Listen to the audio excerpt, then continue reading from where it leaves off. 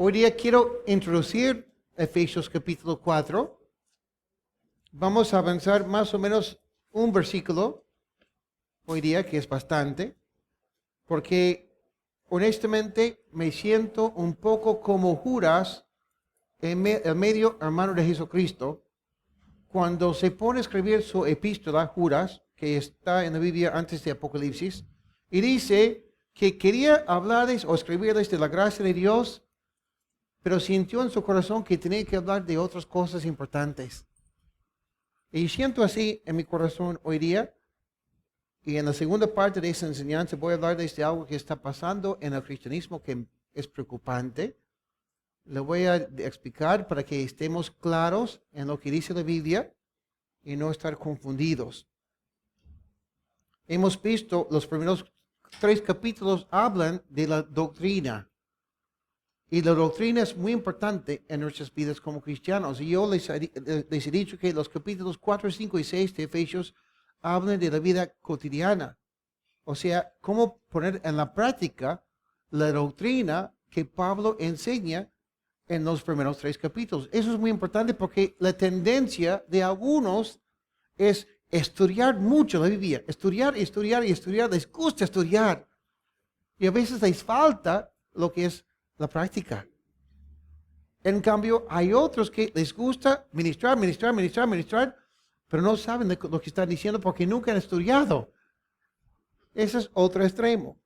Y me gusta que Pablo tiene ese buen balance, porque tiene la doctrina primero, y todo tiene que comenzar con la doctrina, porque si no sabemos quiénes somos en Cristo, si no entendemos el amor de Cristo, todo lo que Cristo ha hecho por nosotros, no vamos a poder vivir bien en la fe. Por eso los primeros 3 capítulos son importantes. Pero los últimos 3 también. Somos la iglesia de Cristo. Y Cristo en este primer versículo quiere animarnos. Por eso dice Efesios capítulo 4, versículo 1, yo que estoy preso por causa del Señor, les ruego que viven como es digno del llamamiento que han recibido y que sean humildes y mansos y tolerantes y pacientes unos con otros en amor, dice el versículo 2. Bueno, Pablo nos quiere animar y dice que tenemos un llamado y que tenemos que vivir o andar conforme a ese llamado que tenemos. Pero si vamos a andar conforme al llamado que tenemos que saber dónde empezar. ¿Dónde empezar? Ya lo hemos visto. Efesios capítulo 1, versículo 4, es donde Pablo dice, en Él, o sea, en Cristo, Dios nos escogió antes de la fundación del mundo para que en su presencia seamos santos e intachables. Comenzamos en Cristo. Todo comienza en Cristo. Con Cristo. Cristo me ha declarado santo, me ha perdonado, me ha limpiado. Y delante de Dios Padre, Dios me ve como santo e intachable por la sangre de Cristo. Así comienzo en mi caminar, en mi andar, en mi vida con el Señor. Pero también a veces es importante saber hasta dónde o a dónde vamos. Yo no soy así. Cuando yo llego a un sitio nuevo, me gusta caminar y conocer. No me interesa saber a dónde voy. Voy caminando y investigando y después me preocupo por saber cómo volver a casa. Porque pienso que puedo preguntar, ¿no? Betty no es así. Betty, apenas que llegamos a la puerta para salir, ya me está preguntando, ¿a dónde vamos? Cuando vivíamos en Miami, yo tenía mi auto y a veces manejábamos y Betty me decía, Brian, ¿a dónde vamos? Yo no sé. Porque me gustaba manejar ¿no? Y hasta a veces se preocupaba Betty y decía, Brian, estamos perdidos, ¿no? No, no estamos perdidos. ¿Dónde estamos? Aquí. No que estoy perdido porque siempre sé dónde estoy aquí. Pero Betty no piensa igual. Betty quiere saber a dónde vamos. Bueno, Pablo entiende, por eso también nos dice a dónde vamos. No me refiero al cielo, que es el destino último, ¿no? Pero está hablando Pablo de cuál es nuestra meta, cuál es nuestro destino en esta vida, cuando dice en Efesios capítulo 5, versículo 27, a fin de presentársela, o sea, la iglesia, a sí mismo como una iglesia gloriosa, santa e intachable, sin mancha, ni arruga, ni nada semejante.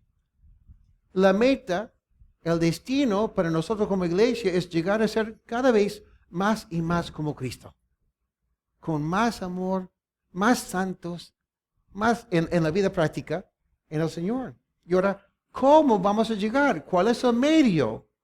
Efesios capítulo 5, otra vez, esta vez el versículo 18, donde Pablo dice, no se emborrachen con vino, lo cual lleva al desenfreno, más bien llénense del Espíritu. Es a través del Espíritu Santo que podemos llegar a la meta. No es con nuestra fuerza, no es con nuestra carne, sino es a través del Espíritu Santo. Para que sepamos de dónde venimos, a dónde vamos y cómo vamos a llegar. Bueno, Pablo está animándonos como cristianos a seguir adelante aquí. ¿Por qué digo eso? Porque Pablo dice aquí, siendo preso, yo os ruego, yo los ruego. Y esta palabra ruego en el griego, el idioma de la Biblia del Nuevo Testamento, es una palabra muy importante. Es la palabra parakaleo. Y esta palabra parakaleo es una persona que realmente habla de ponerse al lado de una persona, tomarle de la mano, guiarle, animarle en todo tiempo, estar con la persona. Y Pablo está diciendo, mire, yo quiero ponerme al lado de ustedes para que ustedes puedan cumplir con lo que Dios tiene para ustedes en su llamado. Esta palabra parakaleo es muy parecida a otra palabra, paracletos, que habla del Espíritu Santo. Y hoy día, al comenzar, yo quisiera también animarlos en su caminar con el Señor. Creo que todos necesitamos ser animados a veces. Recuerdo que hace años mi amigo, el pastor asistente de nuestra iglesia, JP, estaba orando por mí.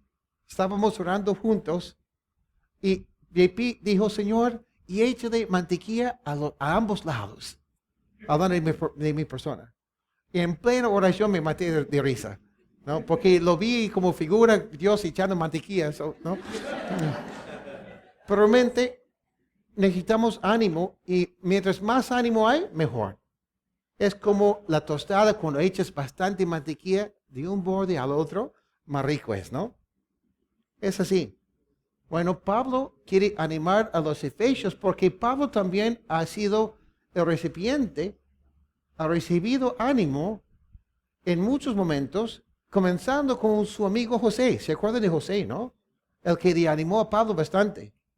Tal vez ustedes lo conocen por otro nombre, Bernabé, que no era su nombre, sino su apodo. Bernabé significa hijo de consolación. Pablo, el gran apóstol Pablo, comenzó su carrera, comenzó su ministerio un poco pasando por cosas duras. Pero Bernabé, su amigo, lo animó. Y nosotros también tenemos que animar a nuestros hermanos en la fe. Eso es muy importante en cuanto a nuestro llamado. Y ahora, tal vez lo que pasa en nuestras vidas es que somos expertos en lo que es recordar versículos claves de la Biblia. Por ejemplo, amémonos los unos a los otros. Es un versículo común, conocido. Es importante amar. Y todos los cristianos lo sabemos. Pero a veces nos olvidamos de que no se trata de recordar el versículo, sino ponerlo en la práctica. Y a veces tal vez necesitamos un poco de apoyo para saber cómo amar a nuestros hermanos. ¿Ok? Por eso voy a darles unas pautas hoy día para comenzar. ¿Cómo podemos amar y animar a nuestros hermanos? Primero comenzamos con lo doloroso, ¿ok? ¿Les parece? Gracias, Silvia. Alguien está despierto hoy día. Primero podemos animar, apoyar, amar a nuestros hermanos en la fe cuando vemos que ellos están mal económicamente. Hace 2 semanas mencioné que y no es nuestra costumbre aquí porque no lo hacemos casi nunca, pero de vez en cuando tenemos personas en nuestras iglesias o en nuestra iglesia que necesitan apoyo financiero. En este momento no voy a decir quiénes son, porque es entre ellos, Dios y su pastor, pero hay ciertas personas en nuestra iglesia que necesitan bastante apoyo financiero. Y quiero animarles a traer víveres aquí, o tal vez traer una ofrenda para apoyarles a pagar sus pasajes, su agua, su luz, cosas así, para apoyarles. Eso es muy lindo y es una forma muy práctica de animar y amar a nuestros hermanos. Y por supuesto, cuando hablamos de eso también tenemos que recordar a nuestra hermana Maritza, nuestra misionera en la selva, que vive por fe, confía en Dios, pero está traduciendo la Biblia y ella también necesita apoyo financiero. Estamos orando por Jimmy, que Dios mediante en el mes de agosto se va al campo misionero. Él dice 6 meses, yo digo 6 años. Yo bromeando digo, Jimmy, o tienes mucha fe o no tienes mucha inteligencia. Porque si tú piensas que vas a lograr todo lo que tienes que hacer en 6 meses, no creo. 6 años tal vez, ¿no? Pero felizmente, Jimmy ya tiene 50% del apoyo financiero que él necesita. Sigamos orando por eso, ¿ok? Número 2, otra opción. ¿Cómo podemos amar a nuestros hermanos?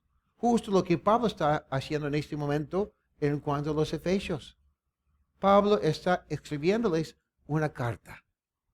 Escribirle a una persona una notita, una carta, un email, algo así para animarle.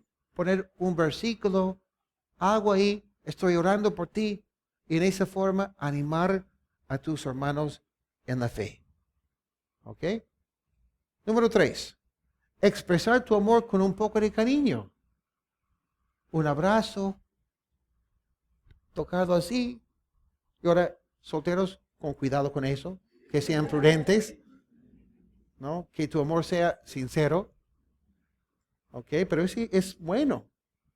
Me gusta que hay personas que llegan a nuestra iglesia y siempre dicen, en su iglesia, todos se saludan y todos se abrazan. Qué lindo. Me gusta eso. Número 4. Escuchar a las personas. Simplemente escucharles a veces. Después de 20 años de matrimonio estoy aprendiendo eso. Muchas veces Betty tiene un problema y me dice, Brian, me está pasando eso. Y yo, como buen pastor, busco el versículo. Ahí está Betty, mira lo que dice. Ay, Brian, yo no quería un versículo, ni una solución, solamente quería ser escuchada. Ay, otra vez fracasé. Es importante aprender a escuchar a las personas. Si no estamos dispuestos a escuchar, realmente ¿en qué estamos? Filipenses capítulo 1, versículo 27 dice, solo compórtense ustedes como es digno del evangelio de Cristo, para que ya sea que vaya a verlos o que me encuentre ausente, sepa yo que ustedes siguen firmes en un mismo espíritu y luchando unánimes por la fe del evangelio. A veces nuestros soldados en Cristo están un poco mal y necesitan ser escuchadas. Pero escuchamos para apoyar y no para pecar. Eso es importante. Porque a veces escuchamos y al escuchar terminamos pecando. ¿Entienden eso, no? Proverbios capítulo 16, versículo 28 dice, el que es perverso provoca contiendas. El chismoso aparta a los mejores amigos. Bueno, en nuestra iglesia nunca estamos chismeando. Lo que estamos haciendo es compartiendo peticiones de oración. ¿Me entienden, no? Ay, hermano, yo te pido por mi esposa porque mi esposa es malísima. Mi esposa, y no sé, dudo que sea cristiana porque si tú vieras cómo se porta conmigo, ora por ella, por favor. Y realmente lo que estamos haciendo es que estamos pecando. Todos hemos sido la víctima de chisme a veces.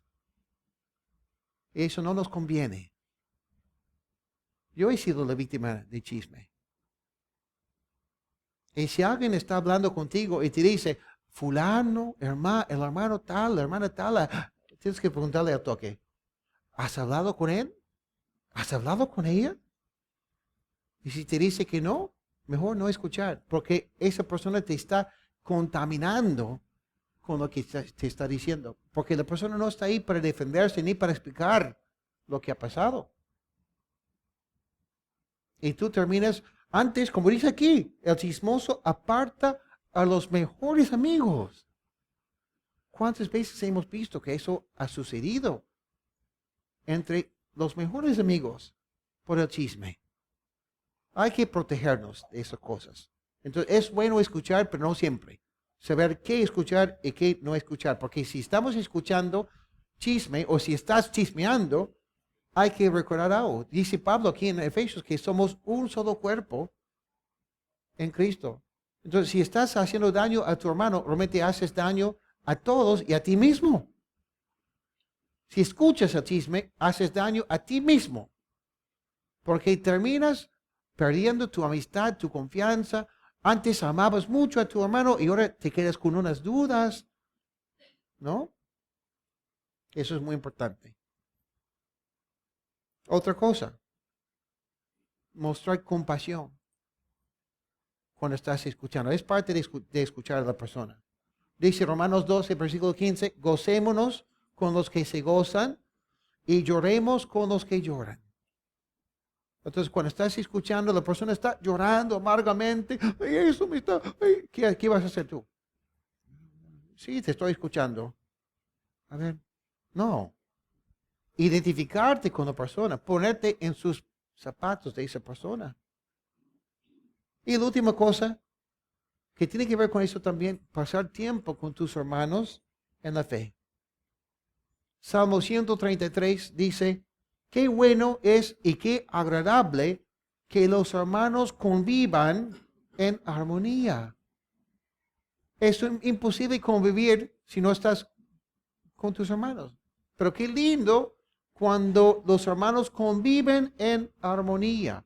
Esta palabra armonía también es importante porque habla de dos personas que no son iguales, son personas distintas, y eso es lo que realmente hace la cosa más bella, más linda. Hoy día los chicos en unos momentos no solamente han cantado la melodía, sino armonía también, y hace la canción más bonita, ¿sí o no? Pero me gusta porque dice aquí, versículo 2, Salmo 133, es como el buen perfume que respalda por la cabeza de Aarón. Otra versión dice, es como el aceite. Perfume nos habla de las oraciones en la Biblia. Y el aceite nos habla del Espíritu Santo. Y ahí estamos viendo algo importante, ¿no? Que cuando los hermanos conviven en armonía, algo lindo pasa. Algo pasa en cuanto a nuestras oraciones. Además, cuando uno está lleno del Espíritu Santo, eso es contagioso. Y los demás hermanos, cuando ven que tú estás lleno del Espíritu Santo, de ese amor de Cristo, ¿qué pasa? Esa persona te anima a ti también. Pero si no estás ahí, si no estás conviviendo, no vas a terminar con eso. Pero dice aquí también, llega hasta su barba y hasta el borde de sus vestiduras. Habla de la persona íntegra, la persona completa, con ese amor de Cristo. Dice aquí que es como el rocío del monte Hermón que cae sobre los montes de Sión. Ahí el Señor ha decretado para su pueblo bendición y vida para siempre. Algo lindo pasa cuando como cristianos nos amamos y cuando vivimos en armonía. Dios decreta aquí que ahí va a haber mucha bendición y vida. Qué importante es eso, ¿no? Crecí en un lugar tropical donde hace calor, pero en las mañanas muchas veces hay rocío en la grasa, en el césped. Y qué rico en la mañana salir de la casa con los pies calatos y caminar en el césped con el rocío. Además, el rocío que hace mantiene todo verde, verdecito, ¿no? Proverbios capítulo 11, versículo 25 dice, el alma generosa será prosperada. Y el que saciare, él también será saciado. Qué lindo cuando tú piensas en dar, ministrar a otro y tú termines siendo ministrado. La persona, el cristiano más miserable es el que siempre piensa en sí mismo. En cambio, el que busca refrescar, saciar a otros es el que termina recontra bien. Nosotros sabemos que es así, ¿no? Bueno, como parte de esa introducción al capítulo 4, alguien ha dicho que Efesios se trata de las tres posiciones de un cristiano en la vida. Primero, sentado. Hemos visto en capítulo 1 que estamos sentados con Cristo en lugares celestiales. Después estamos viendo aquí en Efesios 4 que estamos andando. Estamos andando. Y luego en el capítulo 5 vamos a ver que estamos parados, que estamos firmes con la armadura de Dios. La palabra andar es importante porque habla de dos personas tal vez que están caminando juntos. Amós dice que dos no pueden caminar juntos si no están de acuerdo. Habla de dos personas que entienden que tienen un destino, que desean caminar juntos, que es algo muy importante. Y esa palabra andar es una palabra que vemos 6 veces en Efesios. La primera vez lo vemos en capítulo 2, versículo 10, cuando dice Pablo, somos hechura suya, creados en Cristo Jesús para buenas obras, las cuales Dios preparó de antemano para que anduviésemos en ellas. Andar en las buenas obras que Dios tiene preparado para nosotros de antemano. La segunda vez es lo que vemos aquí en capítulo 4, versículo 1. Yo pues, preso en el Señor, os ruego que andéis como es digno de la vocación con que fuisteis llamados. La tercera vez, capítulo 4, versículo 17. Esto pues digo y requiero en el Señor que ya no andéis como los otros gentiles que anden en la vanidad de su mente. Los gentiles andan conforme a lo que ellos piensan. Pienso que es así, pienso que es así, y anden en su vanidad. Aquí Pablo nos dice que no tenemos por qué andar como ellos. Capítulo 5, versículo 2. Y andar en amor, como también Cristo nos amó. Capítulo 5, versículo 8. Porque en otro tiempo erais tinieblas, mas ahora sois luz en el Señor. Andad como hijos de luz. Y el versículo 15 del capítulo 5 dice, mirad pues con diligencia cómo andéis, no como necios, sino como sabios. Cuando Pablo escribe estos pasajes de capítulos 4 a 6, habla de individuos, pero también entiende que está hablando a la iglesia. Y por eso tenemos que identificarnos como cristianos con la iglesia. Ya lo ha dicho Pablo en el capítulo 3, versículo 21, cuando dice, a él sea dada la gloria en la iglesia, en Cristo Jesús, por todas las generaciones. Entonces, es importante ver cómo tenemos que andar en el Señor. Versículo 1, ya vamos a comenzar, ¿ok? ¿Listos? Se ríen nomás. ¿Están listos? Ok, capítulo 4, versículo 1. Pablo está preso por causa del Señor. Lo dice aquí. Eso es muy importante para nosotros como cristianos porque imagínense, ¿quién siendo niño, si sus padres le preguntaban, ustedes cuando eran niños, ¿qué quieren ser cuando sean grandes? ¿Qué quieren ser? Quiero ser preso. ¿Quién contestó así? ¿Quién ha tenido como su sueño, siendo niños, ser presos? Levanta la mano. Nadie, ¿no? Pero Pablo se encuentra en el penal. Pablo está preso por causa de Cristo. Eso es muy importante porque muchos hoy en día tienen una doctrina errada que dice que si tú eres cristiano vas a tener una vida linda, fácil, sin ningún problema, vas a tener un buen matrimonio, un buen trabajo, vas a siempre tener salud. Y Pablo está preso. ¿Saben que a veces ser cristiano, seguir al Señor, significa tener problemas? Es más, por ser cristiano podrías terminar divorciado. Ay, pero Brian, yo pensé que Dios promete que si yo obedezco al Señor, voy a tener un buen matrimonio. No necesariamente. Les cuento un caso. Mi amigo que es abogado y era ateo, se casó con una chica abogada también atea. Y antes de casarse, firmaron un contrato diciendo que siempre iban a ser ateos y que si uno se volviera a ser una persona religiosa, iban a divorciarse. Y un día mi amigo, otro amigo mío, le predica y entrega su vida a Cristo. Vuelve a casa y dice a su esposa, me he vuelto cristiano. No pasó mucho tiempo y la esposa, la atea, le divorció. A veces ser cristiano significa un divorcio. A veces significa más problemas en la familia. Dijo Cristo que no vino para unir a la familia, sino para dividirla. Eso es el cristianismo. No se engañen pensando que todo va a ser fácil. Pienso que en muchos que han servido al Señor y han sufrido por ser cristianos. Todos los domingos oramos por Pastor Said, que está preso por predicar el Evangelio en Irán. Pienso en William Carey, ese misionero a la India, que cuando llegó a la India, su esposa se volvió loca y falleció después. Cuando ya tenía no sé cuántas traducciones y cuántos libros traducidos, hubo un incendio en su casa de imprenta, perdió todo y tuvo que comenzar de cero. Pienso en los hermanos Nate Saint y Jim Elliot, que fueron a predicar en Ecuador y fueron asesinados por los Aucas. Pero también no siempre es así.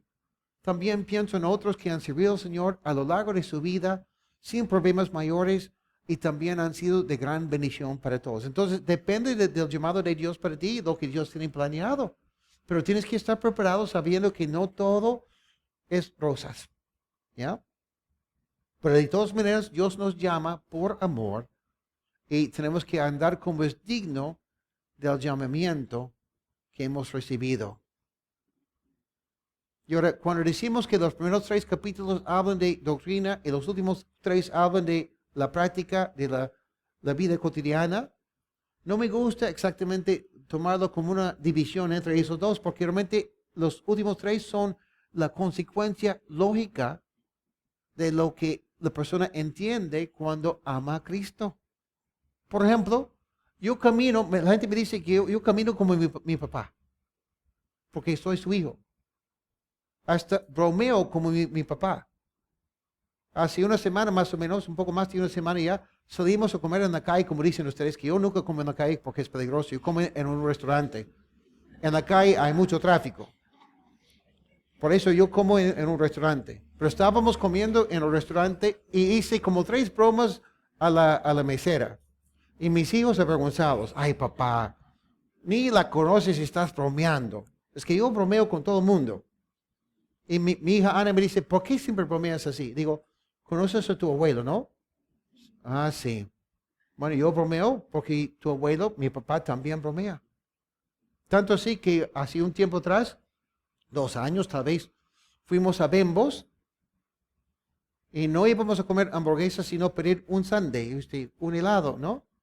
Y al lado de la caja, ahí para cancelar, decía, pagas $1.50 más y echamos o agregamos tocino. Entonces pido mi sundae de helado y la señorita me dice, ¿desea algo más? Digo, sí. Dice aquí si pago $1.50 más, agregan tocino. Quiero tocino. Y la chica me mira así.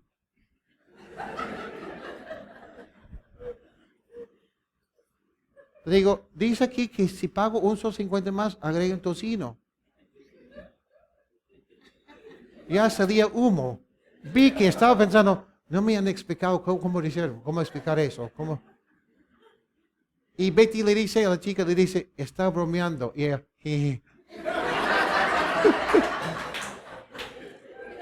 es que soy así porque mi papá es así.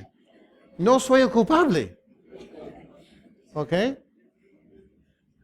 Pero escuchen, si Dios es mi Padre, yo voy a caminar como Dios, como Cristo. Es algo natural.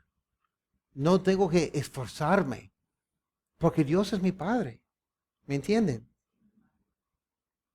Y ahora, dice Pablo aquí que tenemos un llamado. Como hemos visto hace tiempo atrás, en Efesios, Pablo habla de términos, habla de conceptos que son muy profundos, muy amplios, y lo menciona así nomás porque Pablo había pasado 3 años en la ciudad de Éfeso enseñándoles a ellos, entonces él sabe que ellos ya entienden.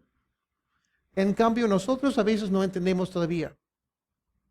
Y por eso yo quiero explicar un poco de cuál es nuestro llamado y lo importante que es nuestro llamado como cristianos. ¿A qué Dios nos ha llamado? Voy a mencionar muchos versículos. Tal vez sería bueno apuntar las referencias y escuchar nomás hoy día. Y al llegar a casa, repasarlos. ¿Ok? Romanos 8:28. Muchos ya lo saben por memoria, pero habla de nuestro llamado en el Señor. Dice, y ahora bien, sabemos que Dios dispone todas las cosas para el bien de los que lo aman. Es decir, de los que Él ha llamado de acuerdo a su propósito. Entonces vemos que cuando Dios nos llama porque Él tiene un propósito para nosotros y tenemos que vivir según ese propósito. Romanos 8:30. A los que predestinó, también los llamó, y a los que llamó, también los justificó, y a los que justificó, también los glorificó. Un resumen sería que Dios te ha llamado a la salvación. Si estás aquí hoy día y no conoces a Cristo, no eres cristiano, estás preguntando, ¿qué es lo que Dios tiene para mí? ¿Qué es lo que Dios quiere de mi vida? La primera cosa que puedo decirte con seguridad es que Dios te está llamando a la salvación. Dios quiere que tú conozcas a su Hijo y que tú seas cristiano, que tú seas hijo de Dios porque Dios quiere que tú te arrepientas y que entregues tu vida al Señor. Dios te está llamando a esto primero. Y ahí vas a comenzar a saber cuál es el propósito de Dios para ti. Segundo de Timoteo, capítulo 1, versículo 9, también nos habla de nuestro llamado.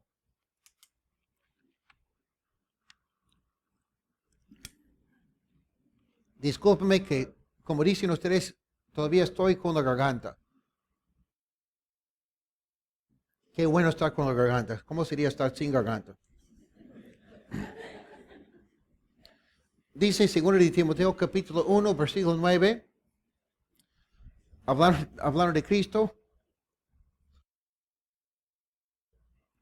quien nos salvó y nos llamó con llamamiento santo, no conforme a nuestras obras, sino según el propósito suyo y la gracia que nos fue dada en Cristo Jesús antes de los tiempos de los siglos. Entonces, Cristo nos está llamando a la santidad también.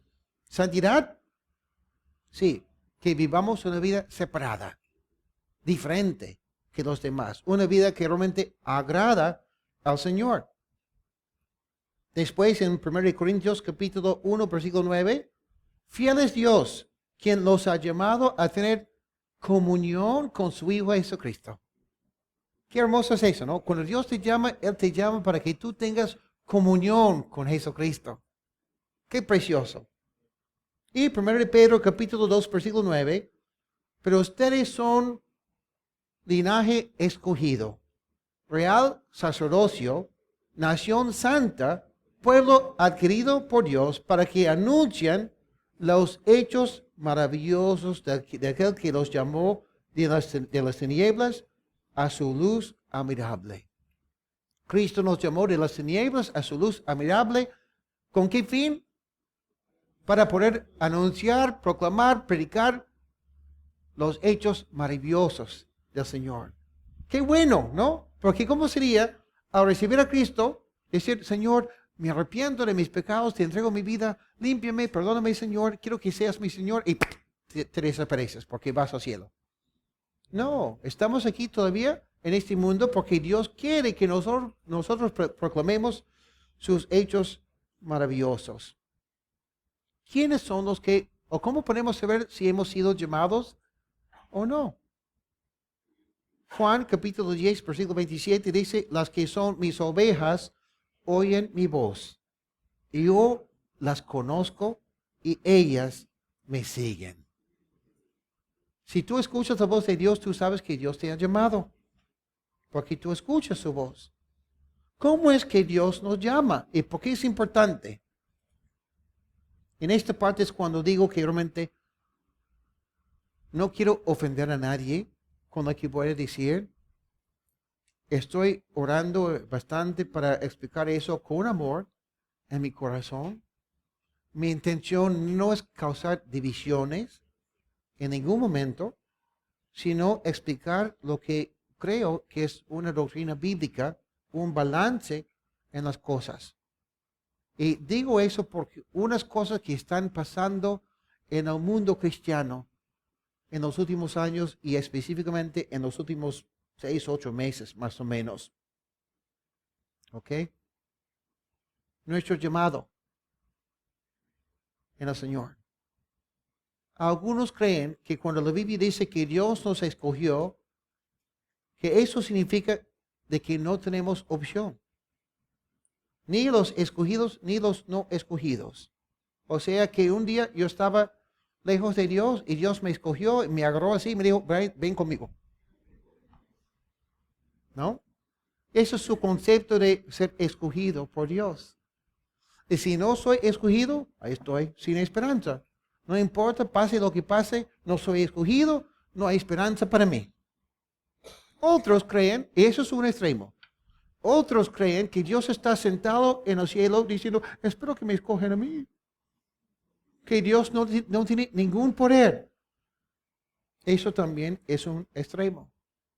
Yo quisiera aclarar hoy día, lo más que se puede en este tiempo, que es un tema muy profundo, muy amplio, ¿no? ¿Por qué eso es importante para nosotros? ¿Y qué tiene que ver primero Pedro con eso? Cuando dice que Dios nos ha llamado para proclamar los hechos maravillosos del Señor. Hay una doctrina donde vamos a comenzar hoy día que es una doctrina bíblica que es muy importante y hay que entenderla. ¿Cuántos de ustedes han escuchado de la doctrina de la depravación total? Levanten la mano. La depravación total. Uno. ¿Nadie más? ¿Ricardo? ¿Tampoco? Ok, la depravación total sí lo han escuchado, tal vez no usando ese título. La depravación total, voy a leerlo, la definición, pero después puedo explicarlo. Ok, básicamente es así, lo siguiente. El hombre, mediante su caída en el estado de pecado, ha perdido totalmente toda capacidad para querer algún bien espiritual que acompañe a la salvación. De tal manera que un hombre natural, siendo completamente opuesto a aquel bien y estando muerto en pecado, es incapaz de convertirse o prepararse para ello por su propia fuerza. Un resumen, sin Dios estamos fritos. Sin Dios no somos capaces de acercarnos a Dios. Es más, la Biblia dice que no hay nadie que busque a Dios, que todos somos corruptos. Y si no por Dios, no hay esperanza ninguna. Por ejemplo, Génesis capítulo 6, versículo 5, dice, el Señor vio que era mucha la maldad de los hombres en la tierra y que todos los planes y pensamientos de su corazón eran siempre los de hacer solo el mal. Ese es el punto de vista de Dios. Que como seres humanos, nuestro único deseo es hacer el mal. Conforme al, pero yo soy buena persona. No. Tú eres una persona pecadora. Salmo 51, versículo 5, dice el salmista, yo fui formado en la maldad, mi madre me concibió en pecado. El problema es que el pecado no solo es lo que tú haces. El pecado es lo que tú eres. Tú eres pecador y por eso pecas. Naciste en el pecado y sigues siendo pecador. Y el pecado no puede convivir con Dios. Dios es luz y nosotros somos tinieblas. Y la luz y las tinieblas no pueden convivir. En Jeremías capítulo 17, versículos 9 y 10, vemos que dice, el corazón es engañoso y perverso, más que todas esas cosas. ¿Cuántas veces hablas con tu amigo, le pides consejo, amigo, no sé qué hacer, y tu amigo te dice, bueno, tienes que seguir tu corazón? No lo hagas. Tu corazón es engañoso y perverso. Por eso estás en problemas, porque tú has seguido tu corazón. Mejor seguir lo que dice la palabra de Dios. Él es el único que conoce nuestro corazón. Tú ni conoces tu propio corazón. Por eso no eres capaz de decir que tú eres buena persona. Porque tú no conoces tu corazón. En cambio, Dios sí. Entonces, sin Dios estamos perdidos y sin esperanza. Sin Cristo, nuestro destino será el infierno. Y ahora, lo que pasa es que esa doctrina es bíblica, es correcta. Pero algunos toman esa doctrina y lo llevan un paso más allá. ¿En qué sentido? Dicen, ok, si somos personas depravadas, totalmente depravadas, sin esperanza ninguna, la única solución y la salvación viene porque Dios nos escoge a nosotros. Y otra vez, eso es una verdad, pero no es una verdad completa. Es cierto eso. Pero ellos dicen entonces, ninguno tiene una opción, ni el escogido, ni el no escogido. Porque todo depende de Dios. Bueno, la pregunta que tenemos que hacer es, ¿qué es el Evangelio? ¿Cómo es que Dios nos salva? Eso es muy importante. Es bíblica la doctrina que dice que no solo somos depravados, sino que no tenemos ninguna habilidad de responder a Dios.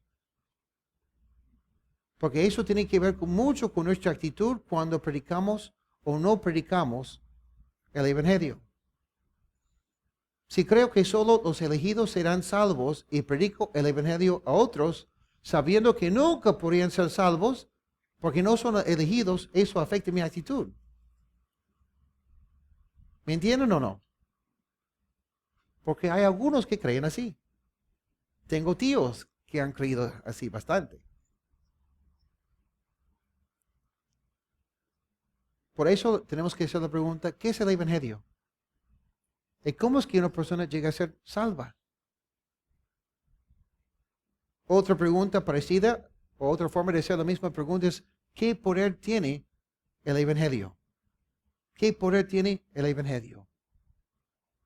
Creo que la forma bíblica de ver ese asunto es que todos somos depravados sin ninguna oportunidad de ser salvos hasta que llega el Evangelio a nosotros. ¿Ok? Por ejemplo, Deuteronomio capítulo 30, versículo 19, es muy importante. Dice aquí Dios, hoy pongo a los cielos y a la tierra por testigos contra ustedes, de que he puesto ante ustedes la vida y la muerte, la bendición y la maldición. Escoge pues la vida para que tú y tu descendencia vivan. Y ahora, si no tenemos ninguna opción y si todo depende de Dios, porque Dios ya tiene todo planeado, ¿por qué dice Dios aquí, escoge pues la vida? ¿Está burlándose de nosotros Dios? ¿O es que realmente podemos escoger? Yo pienso que la Biblia dice que pues, sí podemos escoger. En Isaías capítulo 1, versículos 18 al 19, dice, el Señor dice, vengan ahora y pongamos las cosas en claro. Si sus pecados son como la grana, se pondrán blancos como la nieve. Si son rojos como el carmesí, se pondrán blancos como la lana. Si ustedes quieren, escuchen, si ustedes quieren y me hacen caso, comerán de lo mejor de la tierra. Pero si no quieren y son rebeldes, serán consumidos por la espada. Dios está diciendo si ustedes quieren o si no quieren. Creo que todos entendemos que tenemos voluntad propia, que tenemos la libertad de tomar una decisión. Por eso exigimos a los cristianos comportarse como cristianos. Si no, diremos, bueno, Dios no ha escogido que tú te portes bien. Pero Brian, ¿no dijiste que Dios es el que nos escoge? Claro. Más luego, cuando lleguemos a Efesios capítulo 5, vamos a ver algo interesante que se aplica a mi vida. Recuerdo hace años, unos 21 años atrás, entré a una clase en la universidad, estaba llevando un curso, estaba sentado atrás y vi en la segunda fila una chica bonita. Eso fue en la primera clase. En la segunda clase, Brian ya no estaba sentado al fondo, sino en la segunda fila. Y esa chica en algún momento me dice, ¿podría prestarme un lápiz? En ese momento sabía que esa mujer iba a ser mi esposa. No sé cómo, pero entendí que era cristiana y la escogí. Porque habían otras chicas en el mundo. Pero entre muchas chicas dije, esa va a ser mía. Y bueno, le invité, comenzamos a estudiar juntos. Después le invité a comer. Comencé a comprarle rosas, cosas así. Y después de un tiempo, estamos comiendo en un restaurante. Y me dice, Brian, ¿cuáles son tus intenciones? Bueno, no pensé en contártelo tan rápido, tan pronto, pero lo que pasa es que quiero que te cases conmigo porque yo te amo. Y como ustedes ya saben la historia, me dijo, yo no me siento igual. Ah, ok. Y todos los días por teléfono o en persona, la misma pregunta. Brian, ¿me amas? Sí, Betty, yo te amo de todo corazón. Ah, ya. Y nada. Hasta un día, después de un tiempo, todos los días, Brian, ¿me amas? Sí. Nada. Un día me dice, Brian, yo también te amo. ¿Sabe qué? Yo escogí a Betty. Pero Betty también tuvo que escogerme a mí. En Efesios, Pablo nos explicará, nos enseñará que el hombre tiene que amar a su esposa como Cristo ama a la iglesia. Y que la mujer tiene que someterse al esposo. Y luego dice algo curioso, dice, pero no me refiero al matrimonio, no me refiero a esa pareja, sino me refiero a Cristo y su iglesia. Entonces, ¿me entienden? Lo que estoy diciendo es que el hecho que Cristo nos ha escogido no quiere decir que no tenemos por qué escoger a Dios también, porque son ambas las cosas. Pero ¿cómo es que funciona eso? ¿Qué es el Evangelio? El Evangelio es que yo estaba muerto en el pecado y un día Dios me escogió y sin mi voluntad propia, Dios me dijo, ven conmigo y... No, escuchen lo que dice la Biblia. Salmo 119, versículo 50. En mi aflicción, ellos son mi consuelo, pues tu palabra me infunde nueva vida. Tu palabra me infunde nueva vida. En Hebreos capítulo 4, versículo 12, dice, la palabra de Dios es viva y eficaz. Es más cortante que las espadas de dos filos, pues penetra hasta la parte más profunda de mi ser. Para dar un resumen.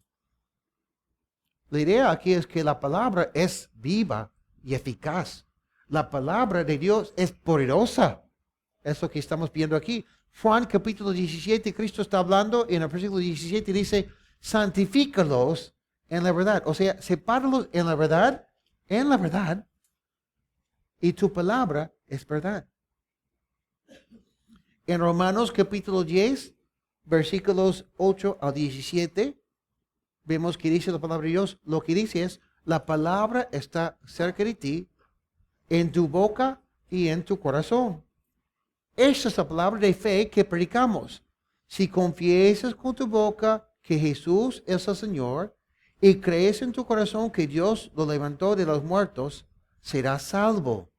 Porque con el corazón se cree para alcanzar la justicia, pero con la boca se confiesa para alcanzar la salvación. Pues la Escritura dice, todo aquel que cree en Él no será defraudado. Porque no hay diferencia entre el que es judío y el que no lo es. Pues el mismo que es Señor de todos es rico para con todos los que lo invocan.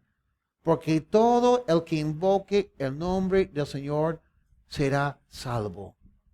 Y ahora bien, ¿cómo invocarán a aquel en lo cual no han creído? ¿Y cómo creerán en aquel de quien no han oído? ¿Y cómo oirán si no hay quien les predique? ¿Y cómo predicarán si no son enviados? Como está escrito, cuán hermosa es la llegada de los que anuncian la paz, de los que anuncian buenas nuevas. Pablo pone mucho énfasis en predicar el Evangelio, predicar la palabra de Dios. Porque Pablo sabe que es a través de escuchar la palabra de Dios, escuchar el Evangelio, que podemos ser salvos. Por eso sigue diciendo aquí, pero no todos obedecieron al Evangelio. Pues Isaías dice, Señor, ¿quién ha creído a nuestro anuncio? Así que la fe proviene del oír y el oír proviene de la palabra de Dios.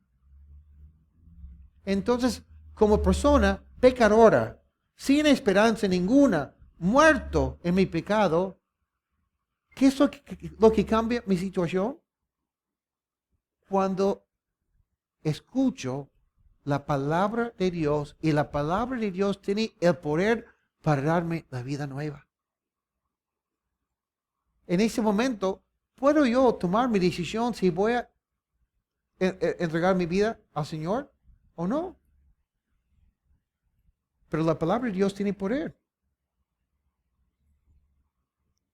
Muchas veces los primeros versículos que memorizamos cuando vamos a evangelizar son Efesios capítulo 2, versículos 8 y 9, que comienza diciendo, somos salvos por la gracia por medio de la fe. No niego que Dios nos escoge, pero no es por ser escogidos que llego a ser cristiano. Llego a ser cristiano por la gracia por medio de la fe. En 1 de Corintios capítulo 1, versículo 21, vemos que dice, porque Dios no permitió que el mundo lo conociera mediante la sabiduría, sino que dispuso salvar a los creyentes por la locura de la predicación. En Santiago capítulo 1, versículo 21, dice, así que despójense de toda impureza y de tanta maldad y reciban con mansedumbre la palabra sembrada, que tiene el poder de salvarlos. La palabra tiene el poder de salvarlos, dice la Biblia. Entonces, al escuchar la palabra de Dios y creerla, podemos ser salvos. Juan 1:12. Mas a todos los que han sido elegidos, escogidos por Dios, les dio la salvación. No, no dice eso. Dice, mas a todos los que lo recibieron. La decisión de uno.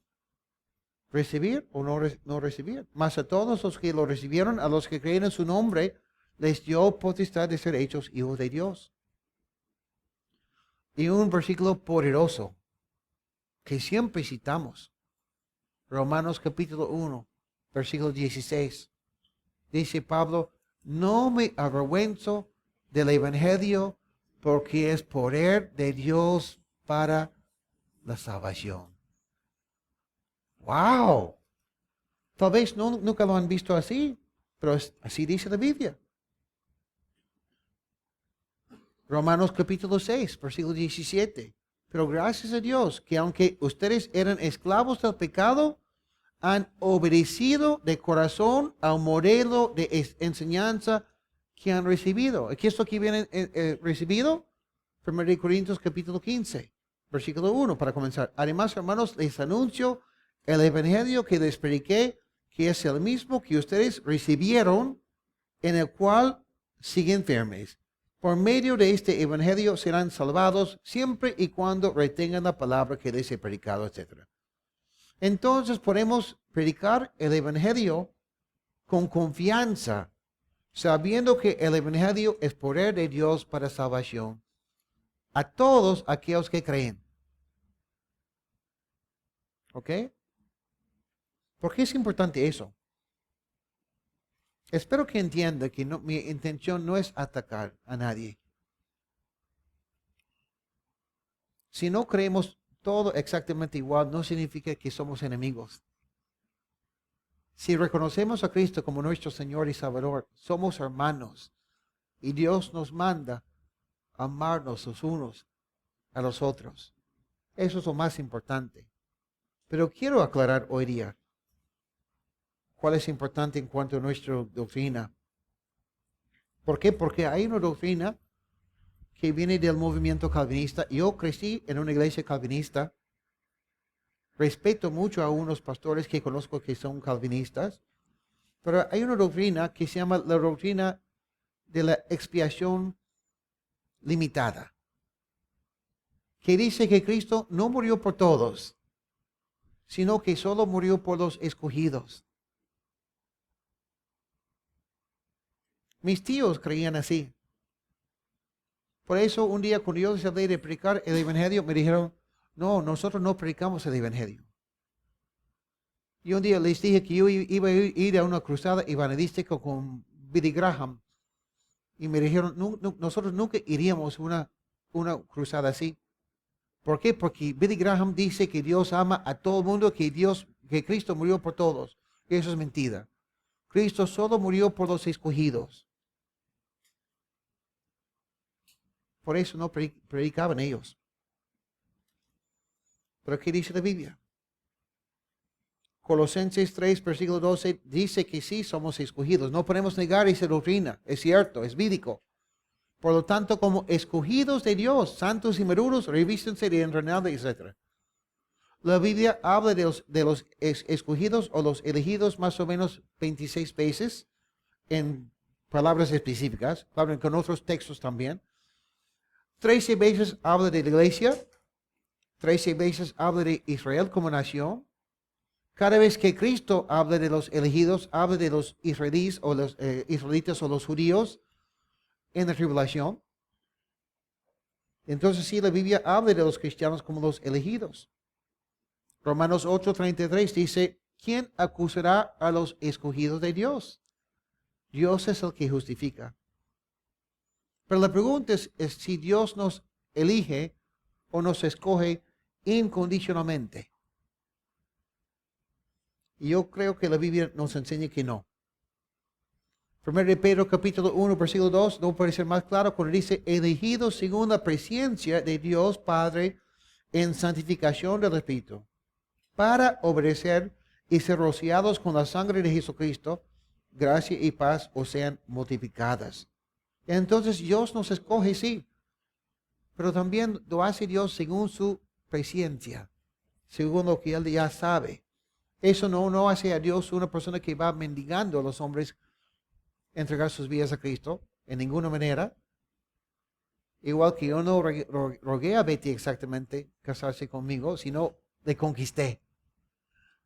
Dice la Biblia que con cuerdas de amor Dios nos trae, ¿no?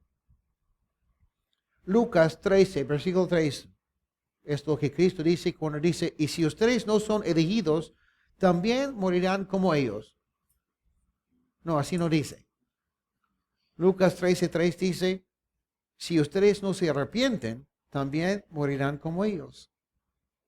Y en 2 de Tesalonicenses 2, versículo 13 al 14 dice, pero nosotros siempre debemos dar gracias a Dios por ustedes, hermanos amados por el Señor, que desde el principio Dios los haya escogido para salvación mediante la santificación por el Espíritu y la fe en la verdad. Y la fe en la verdad. Cuando Cristo habla con Nicodemo, dice que Nicodemo tiene que nacer de nuevo. Ay, Brian, mira, Nadie puede tomar su decisión de nacer. Dios hace eso. Pero después, Cristo enseña cómo podemos nacer espiritualmente. Más abajo dice, el que en él cree no es condenado, pero el que no cree ya ha sido condenado porque no ha creído en el nombre del unigénito Hijo de Dios. Y ahora, una pregunta, ¿Cristo murió por todos o solo murió por los escogidos? Juan 3:16 dice, porque de tal manera amó Dios al mundo. Pero hay un autor, y no le estoy atacando, solamente estoy explicando lo que él dice. John Piper, que es un autor conocido, lo respeto. Pero cuando él habla de Juan 3:16 dice, lo que pasa es que Dios tiene un amor para los escogidos y otro amor para los que no son escogidos. Dice, Dios ama a todos en una forma general porque si no fuera por el amor de Dios, todos iríamos al infierno ya. Pero Dios tiene un cierto amor para todos y por eso nos da de comer, nos da salud, pero tiene otro amor para los que son los escogidos. Pero miren cómo tiene que cambiar el versículo para que este versículo encaje en su doctrina. ¿No sería mejor solamente confiar y simplemente confiar en lo que dice la Biblia? Ay, pero Brian, ¿qué más podemos decir? Otro versículo que memorizamos cuando vamos a predicar. Isaías 53:6. Todos nosotros nos descarriamos como ovejas. Cada cual se apartó por su camino.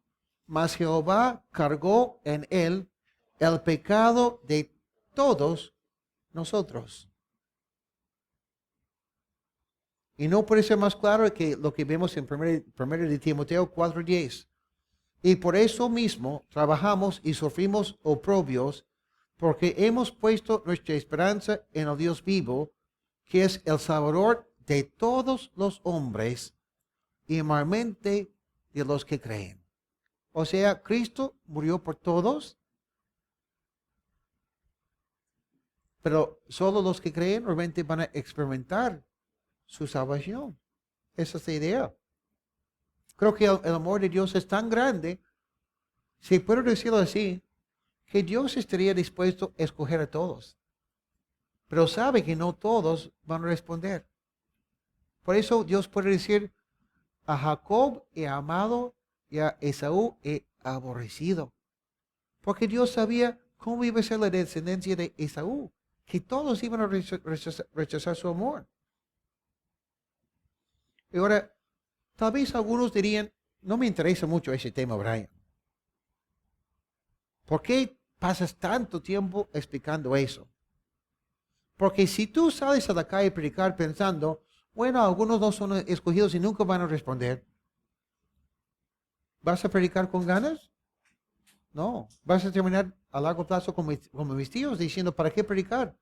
Como William Carey, el gran misionero a la India, cuando se fue a su iglesia y se presentó y dijo, creo que Dios me está enviando a la India. El anciano de su iglesia se paró y dice, toma asiento, joven, porque si Dios quiere salvar a la gente de la India, lo va a hacer sin tu apoyo. Ese es un problema, ¿no? Lo que pasa es que si comenzamos con un error chiquitito, que parece chiquitito, al inicio, hasta tal vez unos años, ese error no se nota mucho. Pero pasando los años, vamos desviándonos más y más y más, hasta que llegamos muy lejos del corazón del Señor. Por ejemplo, ¿qué pasaría si queremos subir en un avión y viajar desde acá a Chincha? Y el piloto comete un error chiquitito. Bueno, no vamos a llegar muy lejos de nuestro destino y vamos a poder corregirlo así fácilmente, ¿no? Pero si subimos ese mismo avión con el mismo error, y esta vez no vamos a viajar a Chincha, sino a Moscú, para visitar a su familia de Tatiana, ¿Vamos a llegar a Moscú? No, ni siquiera a Rusia. Porque con tanta distancia, ese error nos va alejando de nuestro destino. ¿Me entienden? Y ahora,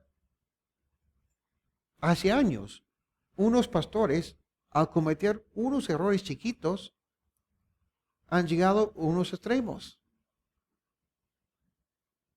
Y por eso quiero aclarar las cosas con ustedes. Porque mi propósito, mi idea es demostrarles amor.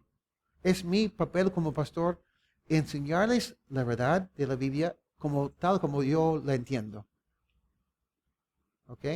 Un pastor que ha sido un buen maestro de la palabra. En muchos sentidos, a través de los años. Pero cometió un gran error. Que parecía un error no tan grande. Que decía que no creía en los dones del Espíritu Santo. Que los dones no existen para el día de hoy. Que se llama John MacArthur. Tal vez algunos de ustedes han leído sus libros. El año pasado sacó un libro nuevo que se llama Fuego Extraño. Y ha hecho una conferencia con el mismo nombre, Fuego Extraño, donde dice que los que creemos en los dones del Espíritu Santo, que no somos cristianos, que somos herejes. No podía creerlo. Cuando me comentaron eso, yo pensé, no, están exagerando la cosa. Por eso me puse a investigar y definitivamente lo ha dicho. Después vi una entrevista con su mano derecha, un pastor asistente, donde el pastor preguntó a ese pastor, parece que yo no estaba exagerando la cosa un poco, ¿no? Y digo, no, es lo que creemos. Si ustedes creen en el don de lenguas, en el don de profecía, esas cosas, no son cristianos. ¿Cómo es que llegaron a eso? Por un error doctrinal. Y ahora, el año pasado también, John Piper, que hace años escribió libros acerca de las misiones y tenía mucho énfasis en las misiones. Hasta hemos recibido aquí en la iglesia misioneros de su iglesia. El año pasado ha dicho que su énfasis ya es que van a enviar misioneros a Sudamérica, a toda Latinoamérica, para corregir las doctrinas de las iglesias que no creen en el calvinismo. Entonces su énfasis ya no está en alcanzar almas para Cristo, sino corregirnos a nosotros. Está bien, yo necesito ser corregido a veces. Reconozco eso, pero el enfoque ya ha cambiado. ¿Y cómo es que ese enfoque ha cambiado? Porque si creemos que la salvación es por ser escogidos, más otras cosas, y que la salvación no es por recibir el Evangelio y creerlo, a largo plazo vamos a terminar desviados. ¿Ok? ¿Por qué les hablo de esas cosas? Primero para avisarles, para que tengan cuidado con lo que leen, con lo que escuchan. Pero segundo, al lado positivo, el Evangelio es poder de Dios para salvación. Y cuando yo predico, puedo tener la confianza de que Dios va a hacer una obra y que esta persona va a poder tomar una decisión para Cristo si esa persona realmente desea. En estos días estoy hablando por internet con un hombre que dice ser agnóstico, un amigo de Samuel, y hemos tenido unas conversaciones lindísimas,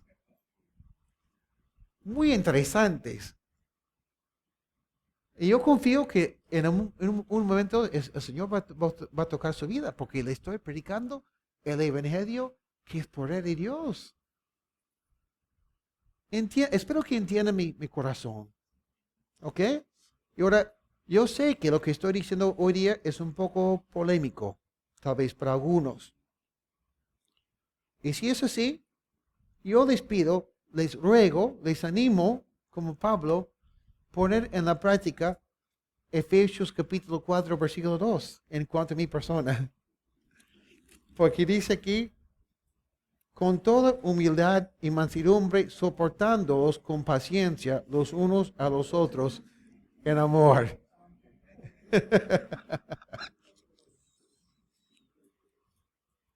Honestamente, como digo, yo vengo de un trasfondo calvinista. amo a mis hermanos calvinistas. Mi deseo no es pelear con ellos. Y si voy a una iglesia calvinista, porque a veces me invitan a predicar en las iglesias calvinistas, no voy a hablar de esas cosas. Voy a buscar la unidad y el amor.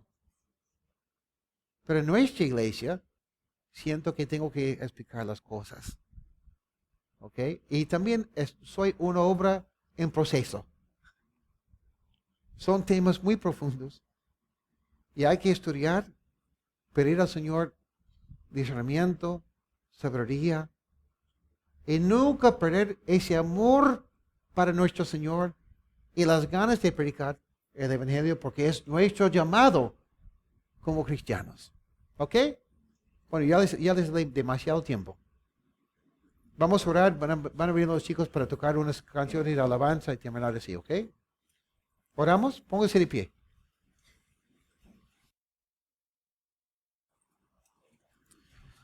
Gracias, Señor, por lo que vemos en tu palabra. Como Pablo nos quiere animar y queremos también animar a nuestros hermanos a seguirte fiel. Queremos animarnos, Señor, en ti y amar a nuestros hermanos como tú mandas. Gracias porque tu evangelio es poderoso y capaz de cambiar vidas, cambiar nuestro destino como personas y como hasta nación. Y pedimos, Señor, para que en estos días que muchos pueden conocerte, que muchos pueden escuchar tu evangelio y arrepentirse de sus pecados. Perdónanos, Señor, por las veces que no predicamos porque pensamos tal vez que la persona no va a estar interesada, que no es asunto nuestro, sino simplemente hablarles de ti y dejarte a ti hacer tu obra usando tu palabra, tu evangelio que es poderoso. Ayúdanos a confiar siempre en tu palabra, más que en argumentos humanos también, Señor. Gracias por lo que vamos a experimentar el resto del día aquí y te pedimos tu bendición sobre nuestro tiempo de compañerismo. En el nombre de Jesús oramos. Amén.